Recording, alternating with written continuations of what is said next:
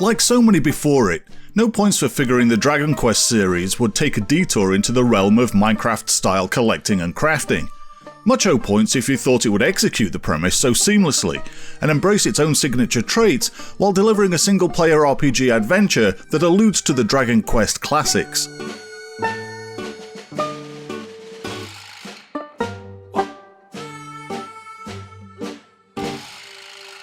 Ready to make a mark with my lightly personalised character, I was immediately shocked to be told that I was not, repeat, not, a hero. But the gameplay informed me differently, because right out of the gate, the NPCs in this simplistic RPG tale knew I was special. Tragically, it wasn't until way past character creation did I discover I was the Builder, because I desperately wanted to go back and rename myself Bob.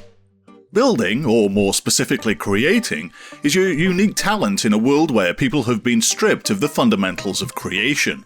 It's a convenient conceit to hand you the keys to leadership through your ability to architect a town, manage conflicting functions, but most crucially protect a small but steadily growing population, re-emerging from their background story wilderness.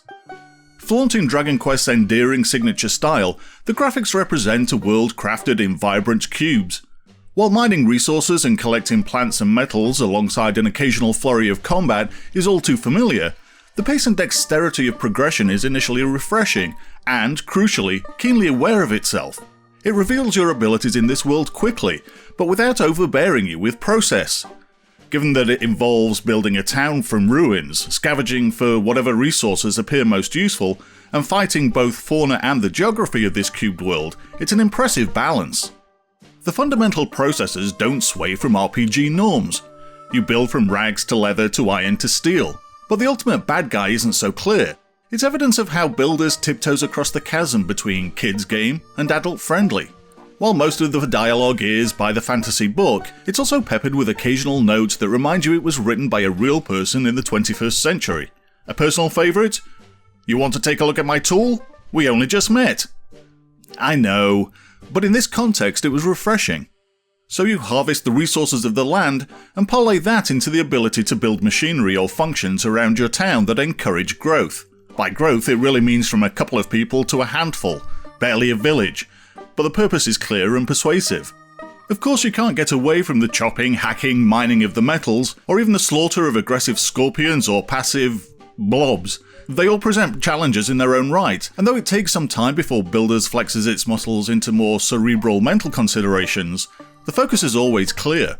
When random skeletons attack your fledgling town, knock down walls and undo your careful deliberations, it's a shame, but you're not overtly punished, and that's so much to Builders' credit. Sure, you have to spend time rebuilding, but the door, armoire or furnace is still there to be picked up and replaced. Similarly, it doesn't punish you for dying, for failing, for taking your time. Though the rewards for completing the soft quests are almost worthless, the point is that you'll be scavenging for yourself through the portals you discover that provide instant access to new islands. But when you win the battles, be it via building structures according to a provided blueprint or from your own defences, the people still demand more. Dragon Quest Builders is totally thoroughly engaging.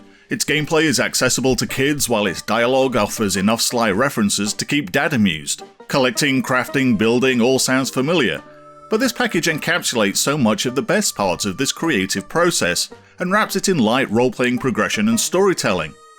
It doesn't matter that there isn't a multiplayer component, because it wouldn't have contributed to the world.